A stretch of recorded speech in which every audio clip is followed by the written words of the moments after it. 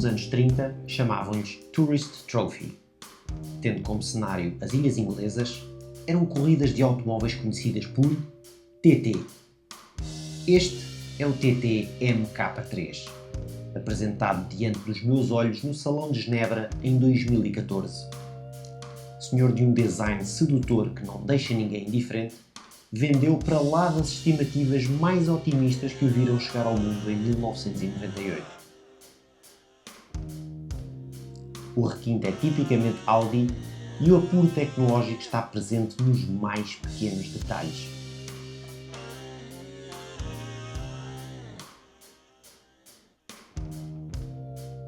Mas agora deixem-me só voltar atrás. Vim até à aldeia da Travancinha e antes de vos mostrar este TT TDI, fiquem a conhecer a Vila Travancinha. Datada de 1934, a casa possui 7 quartos e 2 suítes, com preços que vão dos 70 aos 90 euros por noite. Queremos que se sinta em casa, é o mote dado pelos anfitriões Susana e Ricardo, e atesto que sim, que me senti verdadeiramente em casa.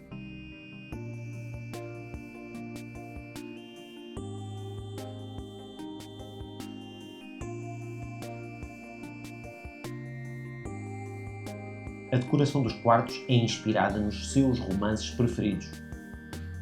Chocolate, Dom Quixote, Sonho de uma Noite de Verão,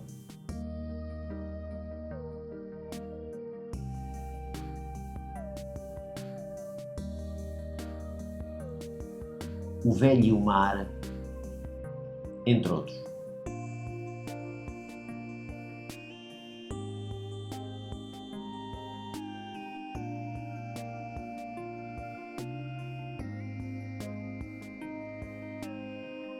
Podemos ainda desfrutar de mergulhos na piscina, passeios ao ar livre ou petiscos cozinhados a lenha pela noite fora.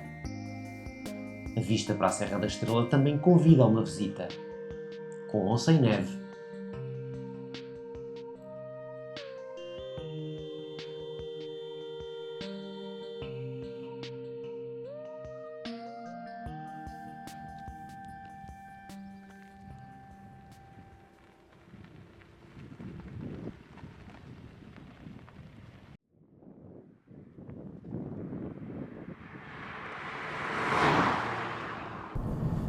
Eu confesso que tenho um soft spot por estes Audi TT.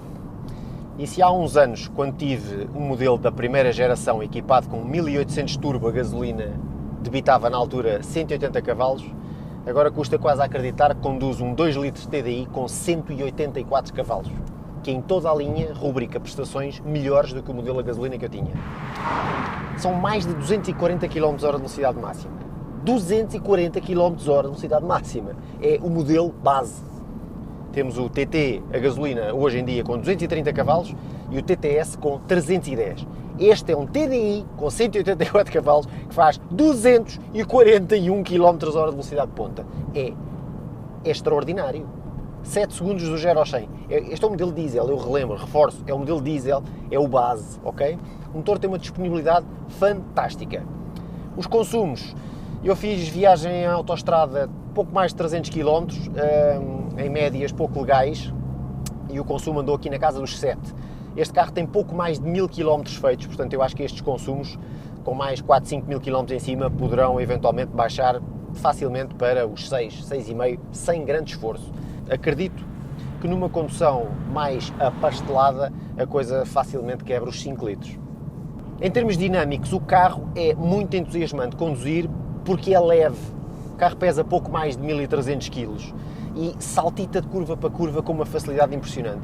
Eu, sinceramente, para um território como é o nosso caso a nível nacional, eu não acredito que seja mais interessante ter versões com tração integral, porque esta versão de tração à frente, mesmo com esta descarga imensa de binário, são 380 newtons, o carro tem uma frente bestial. Estou muito bem impressionado com a forma como esta frente insere em curva.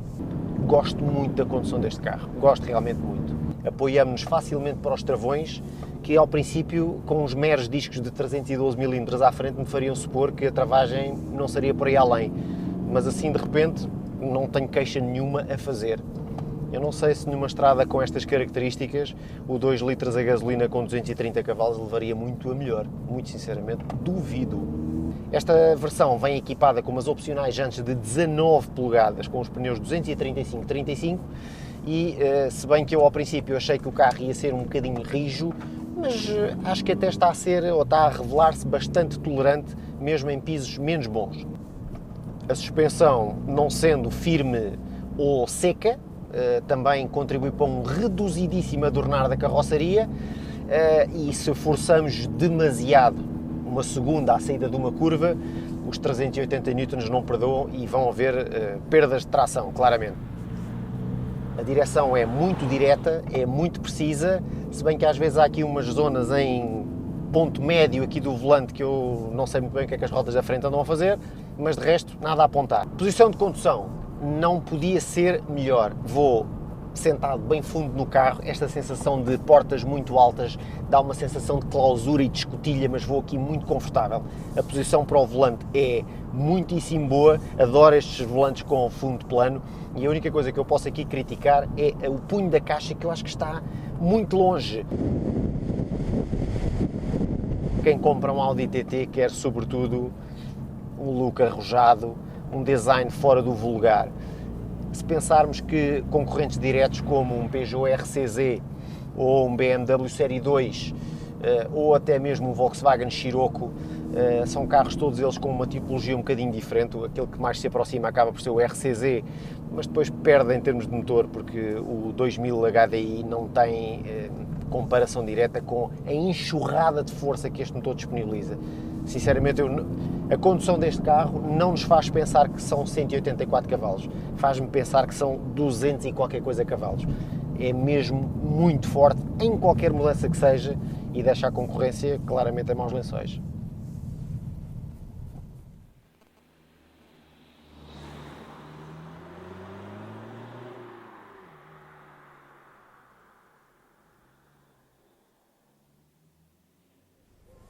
Então, mas estamos a brincar?